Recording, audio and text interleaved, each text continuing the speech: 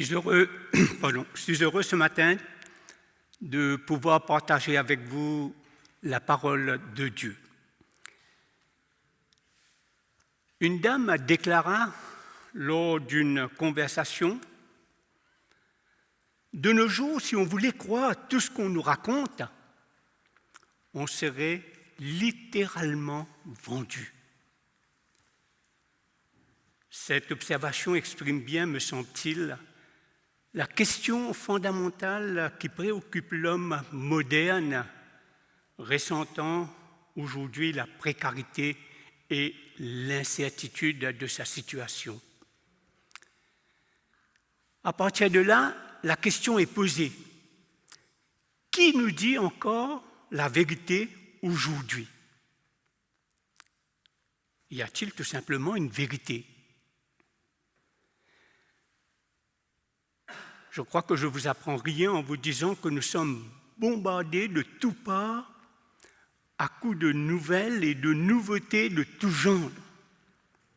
La publicité nous prend d'assaut, mais elle ne nous dit pas nécessairement la vérité. Alors, n'oublions pas la propagande politique. Alors la question se pose: que doit-on croire?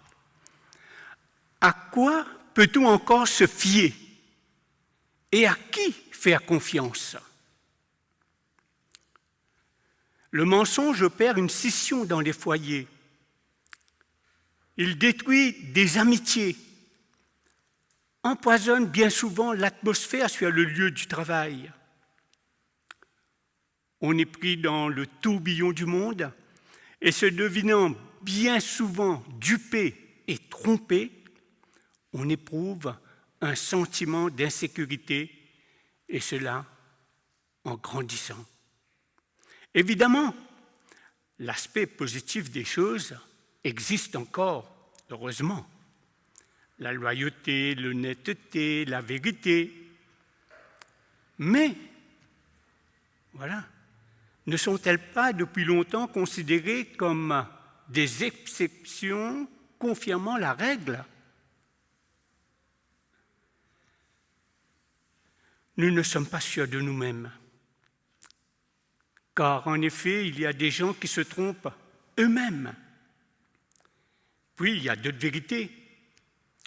Par exemple, les jeunes ont leur vérité, leur propre vérité. Les adultes, les leurs. Les gens comme moi, les gens âgés, ont les leurs. Et souvent, ça crée des malaises. On ne s'entend plus parce que chacun a sa propre vérité.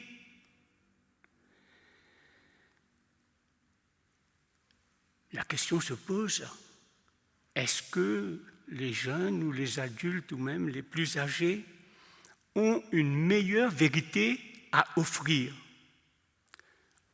Ou bien tout simplement, ne disposent-ils pas eux aussi de ce qui est éphémère?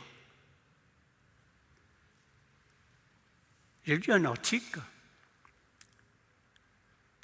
où, en Palestine, un jeune instituteur parlant de la situation politique et militaire de cette région du monde disait: ce que font les Israéliens ici, c'est criminel. Et en disant cela, il avait les larmes aux yeux. De leur côté, les Israéliens affirment: mais c'est ici notre patrie, notre terre. Nous sommes dans notre droit et c'est la vérité. Et eux aussi disent cela, les larmes dans les yeux. Partout où il y a des conflits, les différentes parties ont leur propre vérité. Nous sommes donc pris dans le tourbillon des courants contraires, des vérités les plus diverses. Celui qui dispose d'un peu de clairvoyance s'adapte. Il s'adapte au gré des tendances prédominantes. il adopte telle ou telle vérité, quitte d'ailleurs à l'échanger quelques années ou même quelques mois plus tard contre une autre, plus en vogue, plus dans le temps. Il va, il vient, change de vérité et d'idéologie suivant les circonstances. Voilà notre situation aujourd'hui. 1001 vérités s'affrontent.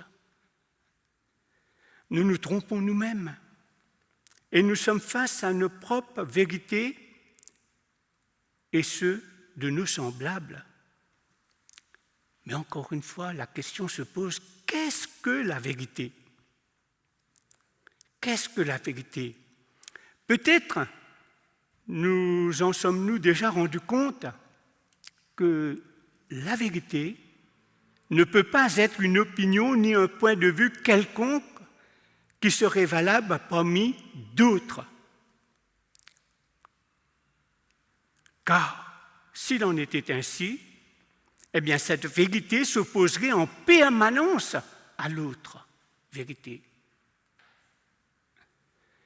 La vérité ne peut pas non plus être une idée, si haute et si noble soit-elle, parce que tout simplement l'homme en est le maître, il l'a forgé, tissé, et il en est de même en mesure de le détruire à nouveau.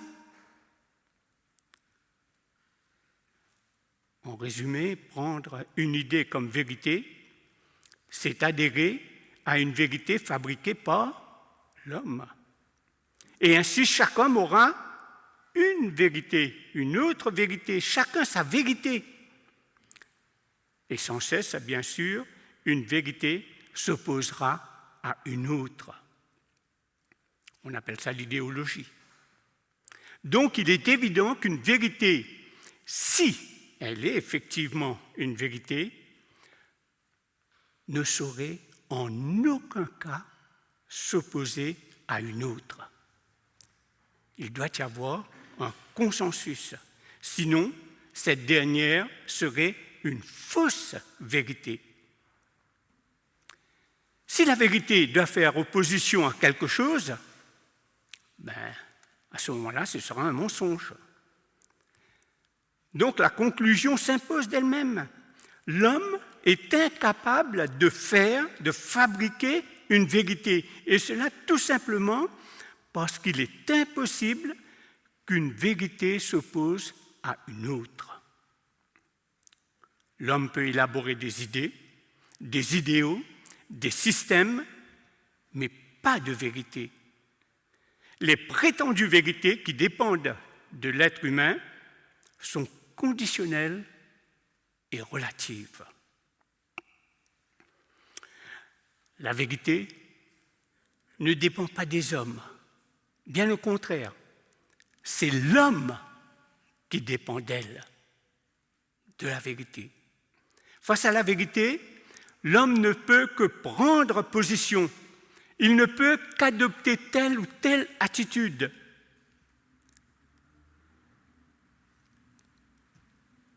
Voici donc une scène du Nouveau Testament mettant en évidence ce fait particulier. Ce n'est pas l'homme qui fait la vérité, mais au contraire, c'est la vérité qui fait l'homme. C'est le texte qu'Esther vous a lu il y a quelques minutes. Nous sommes à Jérusalem. Il est encore tôt dans la matinée. Voilà, un groupe d'hommes traverse la ville avec un prisonnier. Ses mains sont liées. On l'emmène au gouverneur de la puissance d'occupation, occupation romaine, et c'est donc Ponce Pilate que vous connaissez. Pilate sort du prétoire et demande à la foule « De quoi est-il coupable ? Quelle est la plainte que vous déposez contre cet homme ?» Mais voilà, on retourne rapidement la question. Si ce n'était pas un malfaiteur, tu crois qu'on te l'aurait amené jusqu'ici ? Pilate réplique, « Eh bien, dans ce cas, jugez-les donc à vous-même, d'après votre loi. » Mais les Juifs répondirent à Pilate, « Tu le sais bien, il ne nous est pas permis de mettre à mort qui que ce soit. » Voilà, réalise tout d'un coup Pilate, on veut envoyer cet homme au gibet. Évidemment, ce genre d'exécution relève de sa compétence à lui. Lui seul peut décider. Mais n'empêche, c'est dit en lui-même, c'est une vilaine affaire. Vraiment, ça ne m'arrange pas. Alors Pilate rentre alors dans le prétoire, laissant un instant les Juifs dehors. Il fait venir à lui le prisonnier, que vous connaissez, c'est Jésus de Nazareth. Et là, il y a un face-à-face du gouverneur romain, Pilate, avec Jésus. Et quelque part, on sent dans la lecture que Pilate, malgré lui, perd son aplomb.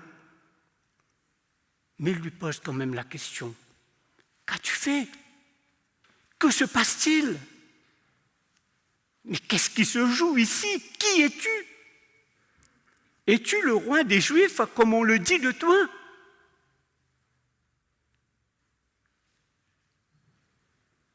Jésus répond à Pilate, « Tu ne sais pas à quel point tu dis vrai. Je suis roi, mais mon royaume n'est pas de ce monde. » Pilate, sur le coup, ne saisit pas du tout le sens de ces paroles. D'ailleurs, personne ne le lui demande. Mais voilà, pendant cette conversation avec Jésus, une chose devient claire pour lui. Cet homme-là n'est pas un criminel. Les accusations portées contre lui sont sans fondement. Et ses yeux s'ouvrent sur cette constatation. Il est innocent. Je ne trouve en lui aucun crime. Jean 18, 38b. Je ne trouve en lui aucun crime. Incontestablement, il s'est passé ici quelque chose. Pilate discerne une petite parcelle de vérité au sujet de Jésus. Il n'y a aucun crime en lui. Cette conclusion s'est imposée à lui. Mais la question est, que faire à présent de cette vérité ? Que faire ? Là dehors, il y a des hommes qui s'impatientent et veulent emmener le prisonnier à la potence. Alors pour quelle solution opter ?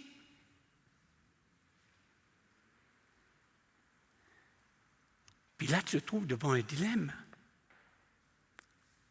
Il n'aime pas, comme ça, se faire des ennemis sur quelque chose qui ne le concerne pas réellement. Il pense à son poste. Il pense que les Juifs peuvent un jour aller se plaindre à César à Rome. Alors qu'il est plongé dans ses pensées, il reste perplexe et indécis. Mais voilà, Jésus lui dit, on le voit dans Jean 18, versets 36 à 38, qui vous a été lu, « Je suis né et je suis venu dans le monde pour rendre témoignage à la vérité. Quiconque est de la vérité, écoute ma voix. » Encore une fois, le mot est tombé, vérité. Quand ce mot enchaîne définitivement Pilate à cette vérité qu'il vient de reconnaître. Cette vérité, c'est il n'y a aucun crime en lui. Aucun. Pilate reprend la parole. Et là se produit quelque chose de curieux, une question inattendue. Qu'est-ce que la vérité? C'est Pilate qui pose la question. Qu'est-ce que la vérité? C'est qu'il y a là un véritable problème complexe et vaste au possible. Et bien des philosophes s'y sont déjà cassés plus d'une dent. On ne peut jamais rien dire de précis là-dessus. Je crois que vous en avez presque tous fait cette expérience. Certes, c'est l'évidence même. Cette question de vérité, en général, l'homme ne se la pose ici que pour mieux éviter tout contact avec la vérité concrète. Et on s'échappe en faisant bien vite un problème philosophique. Entamer une discussion intellectuelle des plus édifiantes sur le sujet. Voilà le meilleur moyen, si vous voulez, d'esquiver la vérité. C'est ce qu'a fait Pilate. La situation de Pilate est la situation de tout homme. La situation de l'homme, c'est en effet la nécessité de l'option, de la décision. Et voilà Pilate.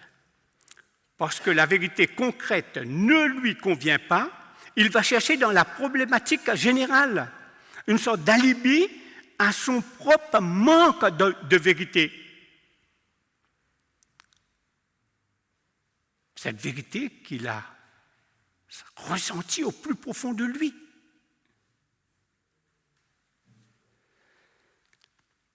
Je me suis posé la question, est-ce que Pilate vit en moi?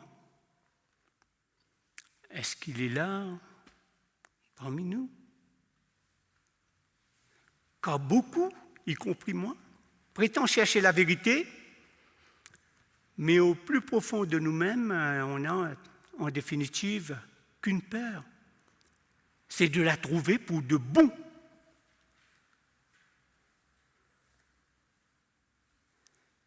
Agissant selon sa logique à lui, Pilate livre donc à présent l'accusé entre les mains de ceux qui ont décidé sa perte.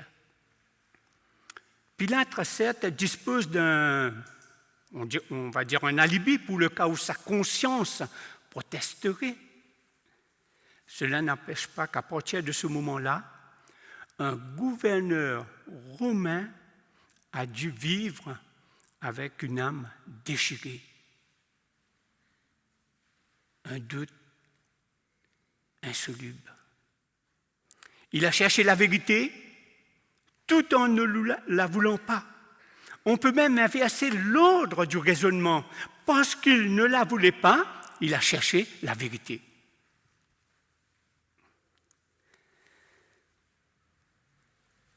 Sommes-nous prêts à poser la question de la vérité et accueillir sincèrement la réponse, même si elle ne nous convient pas du tout? Tenons-le pour dit. Face à la vérité, la vraie vérité, aucune échappatoire intellectuelle ne tient debout. La vérité est d'un sérieux implacable avec nous. Je disais donc, la vérité se dévoile et se manifeste d'elle-même. Quant à l'homme, il ne peut faire qu'une chose, prendre position, d'une manière ou d'une autre. Chez Pilate se manifeste la conviction que celui qu'on accuse est innocent. Mais face à cette vérité, Pilate, en réalité, peut agir, prendre position.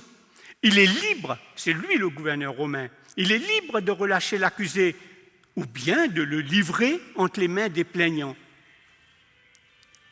Il se pose la question, quelle décision prendre?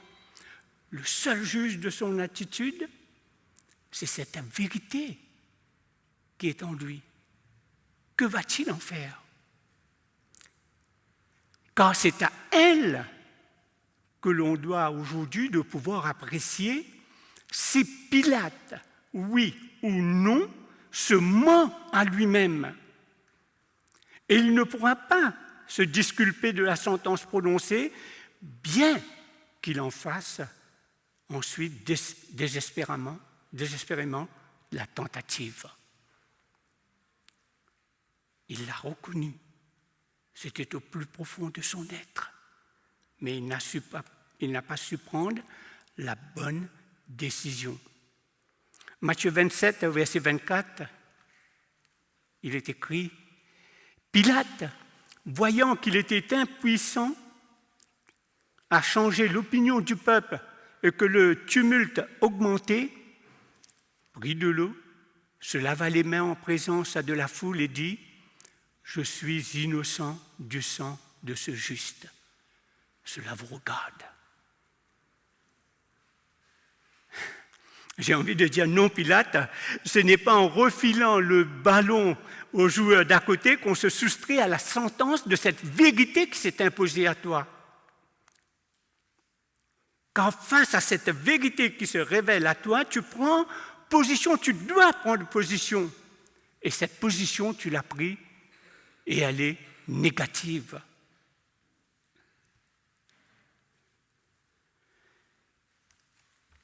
Tout ce récit n'était simplement destiné qu'à montrer comment l'homme pense pouvoir esquiver la vérité concrète et s'en dégager en posant une question sur la vérité abstraite. En outre, cet exemple nous a appris que dans tous les cas, c'est la vérité qui décide de l'homme et non l'inverse. C'est la vérité qui décide de l'homme et non l'inverse. À présent, toutefois, il convient de dire que ce texte biblique entend être plus qu'une simple explication du terme « vérité ». La Bible, en effet, affirme rendre témoignage à la vérité, à l'unique et absolue vérité, en dehors de laquelle il n'en existe pas d'autre d'ailleurs. Jésus lui-même nous dit, Jean 16, verset 13, « Quand l'Esprit de vérité sera venu, il vous conduira dans toute la vérité. » Et toujours dans Jean, au chapitre 14, verset 6, qu'est-ce que Jésus dit de lui-même? « Je suis le chemin, la vérité et la vie. » Pareille affirmation donne lieu à réflexion. Lorsque la Bible parle de vérité, elle ne veut pas nous entretenir d'une idée. Ce n'est pas une idée. L'Évangile témoigne de la vérité en tant que personne. Jésus est la vérité. De ce fait, on ne peut être dans la vérité que lorsqu'on est entré en relation directe avec la personne de vérité qui est Jésus-Christ. Je suis la vérité.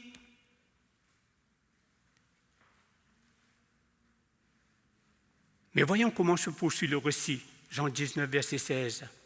Alors, il le leur livra pour être crucifié. Il, les hommes. La vérité, Jésus-Christ. L'homme livre la vérité entre les mains de ses bourreaux. On peut se poser la question, qui a planté cette croix sur la colline? Qui a cloué ce crucifié sur le bois? Des hommes comme vous et moi. Notre attitude vis-à-vis de Jésus-Christ à la vérité, révèle qui nous sommes en face de la personne de vérité. À nous de prendre position. Dans Matthieu 8, les versets 1 à 3, il y a une petite histoire que vous connaissez bien. Jésus venait de s'entretenir avec un grand nombre de gens. Il l'avait écouté longtemps sans se lasser. Mais voilà, tout à coup, surgit un lépreux parmi eux. Et vous savez que c'est rigoureusement interdit. Les lépreux étaient bannis de la société, séparés du reste des humains. Ils devaient passer leur vie en dehors des villes et des villages. Mais voilà, le lépreux a décidé de venir voir Jésus. Il ne se laisse arrêter par personne, car pour lui, il sait ce qui est en jeu. Et le voici tout près de Jésus. Il tombe à genoux devant lui et en l'homme répand toute sa détresse. « Ma vie est une ruine, dit-il. Elle est perdue. Ce n'est pas une vie que je mène. Mais si tu veux, tu peux me purifier. » Voilà un homme qui a compris la vérité sur sa personne de ce qu'il est, de ce qu'il vit. Et il n'hésite pas un seul instant à se confier à l'homme de vérité qui est Jésus-Christ.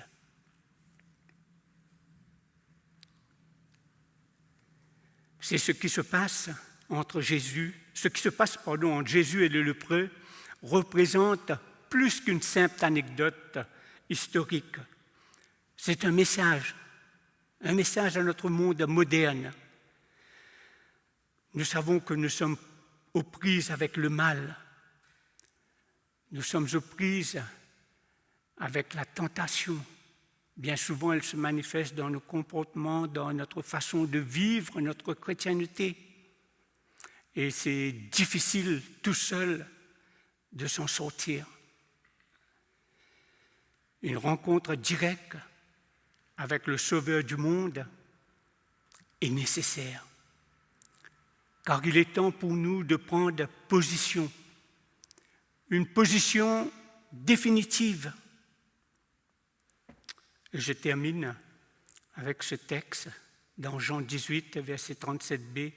« Quiconque est de la vérité, écoute ma voix. » Quiconque est de la vérité, écoute ma voix, avait dit Jésus à Pilate. Être de la vérité, voilà la seule contribution qui nous est demandée. Vivre cette vérité sur nous-mêmes et rencontrer la vérité en la personne de Jésus. Et de la vérité, celui qui veut sincèrement et vraiment la vérité. Que notre Seigneur nous bénisse tous et que nous puissions aller vers notre Seigneur et Sauveur Jésus-Christ, qui est la vérité. Amen.